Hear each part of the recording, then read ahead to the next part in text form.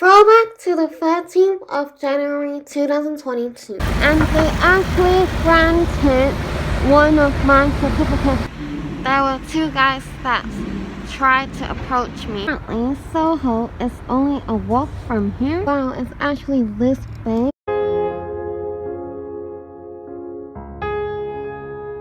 Morning everyone, I have arrived outside of Elephant and Castle Station, and I read on the tube signs that this was actually opened in 1890, and I am now gonna go to the cinema museum.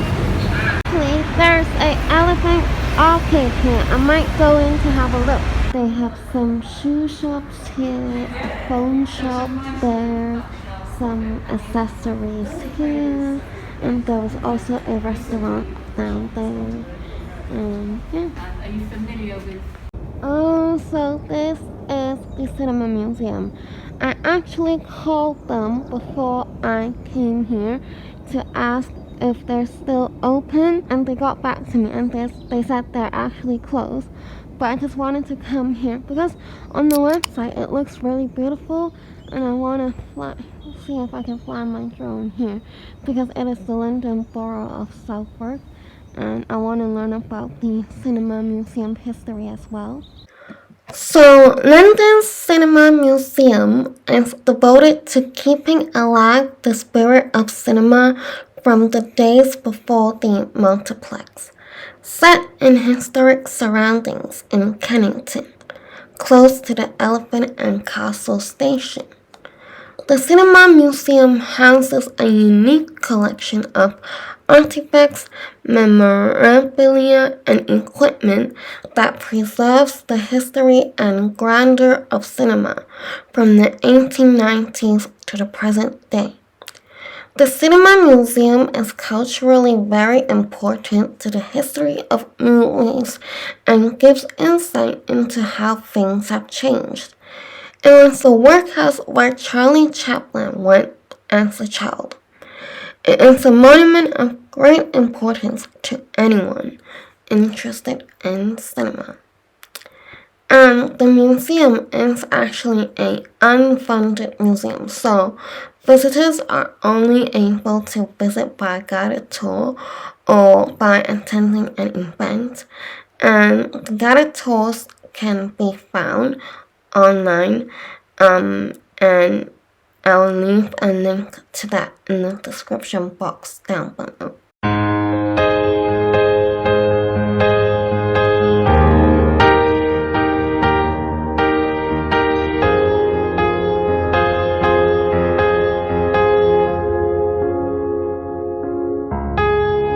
So as I was flying my drone, one of the staff actually came out and asked me if he could see the back of their roof because they had it repaired ages ago and they never got to see how it looked like, obviously because it's too high, and I helped them see the back of their roof. I am now going to take a photo here. I'm actually glad that it's not open because it's such a big museum. I feel like if it was open, I would be here the whole day and I wouldn't be able to go to my other destinations. But it actually opens up again on the 22nd of January, which the person on the phone did not tell me about. So I'm going to take a photo here and then go to my next destination, which is Mercato Metropolitano. By the way, UAL London College of Communication is actually here, and they actually granted one of my certificates from Royal London Star College. So yeah, that's why I thought I'd film it. And I'm still, oh look at this colorful building. I might take a photo here.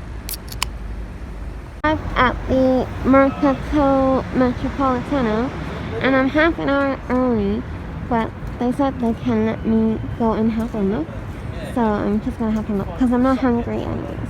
Just wanted to introduce this place to you.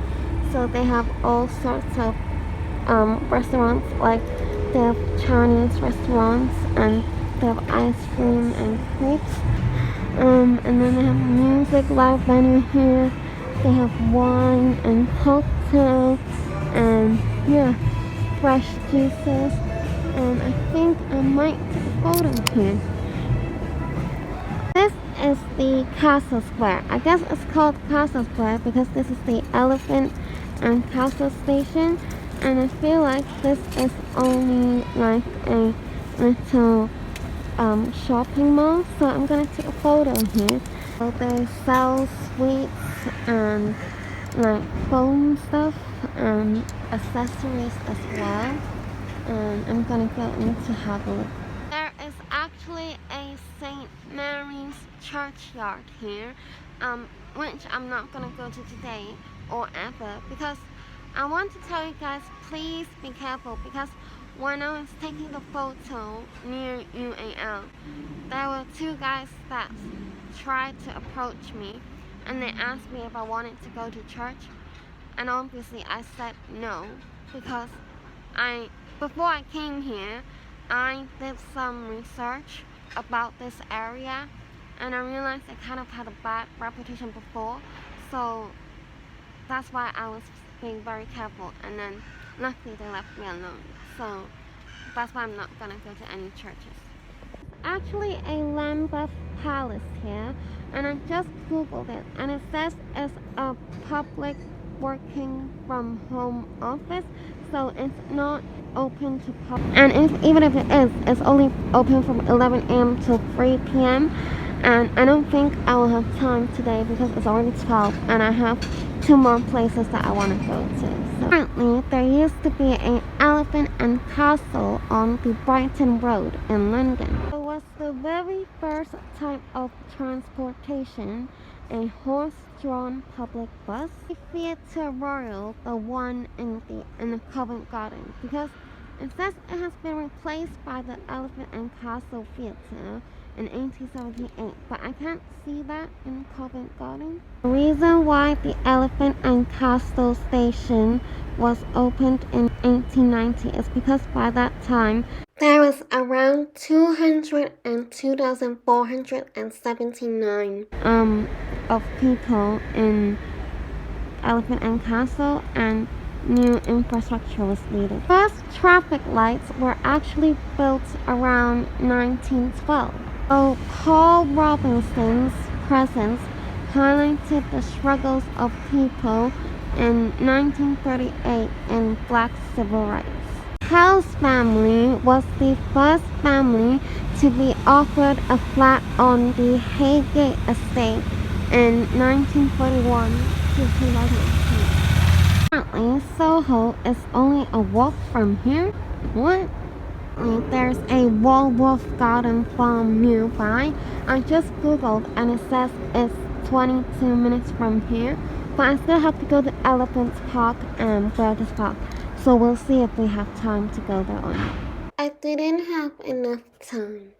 In 2011, the Elephant and Castle Community Forum met for the first time and discuss and influence regeneration plans. Oh, so the Salford Council, I think I walked past this, was actually opened in May 2016. So Elephant Park was not open until 2017, and I realized the two parks actually connect. So I saw that there was a Skipton House around here, and it has expansive views over London, and I googled it. Apparently it is now an NHS building, and I also saw there was like an Uncle Elephant and Castle.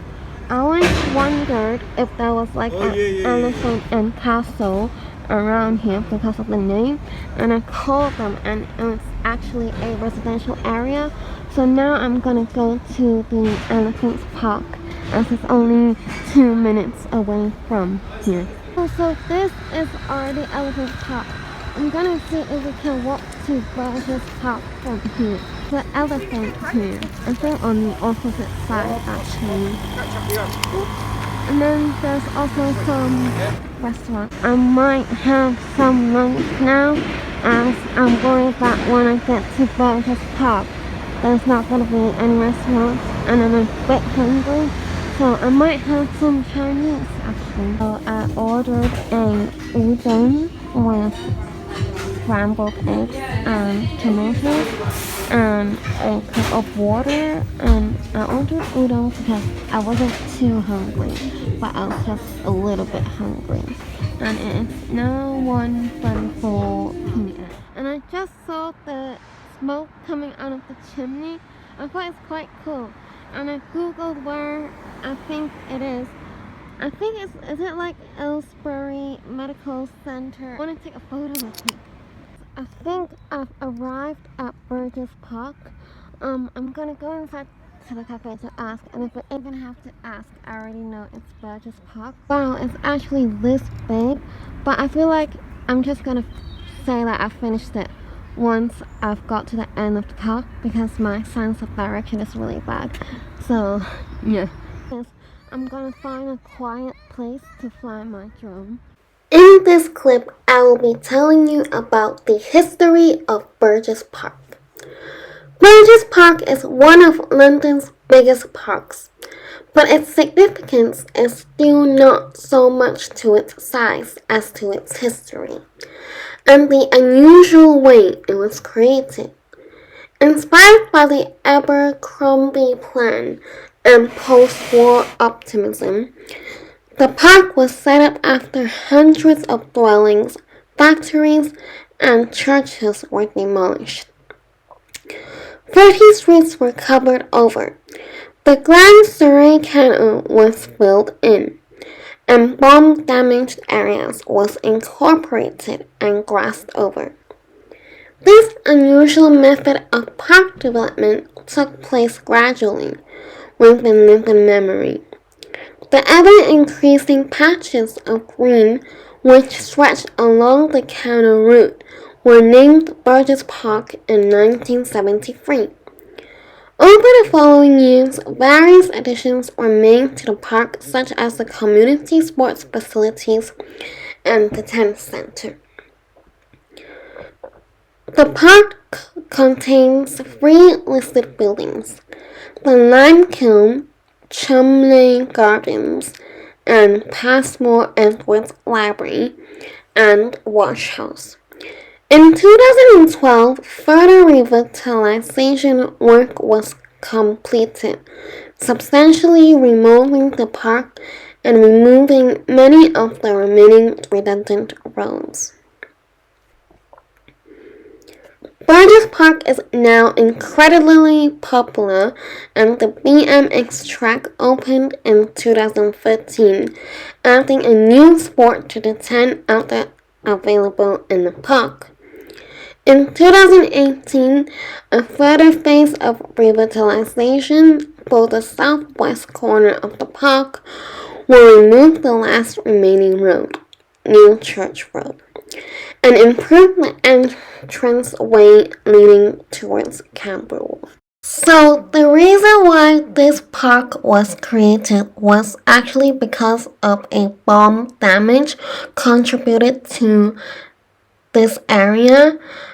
On the night of 19th October 1917, a Nazi L-45 Zeppelin dropped a 600 kg bomb, destroyed a row containing 3 houses, a fish and chip shop, and a doctor's surgery, killing 10 people and injuring a further 24.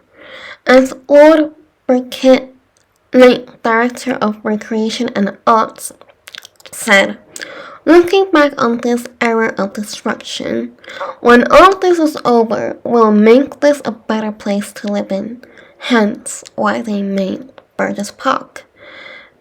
He said, "We'll give some greenery to people who haven't got any at that time, to make up for what they've been through, which is the bomb damage."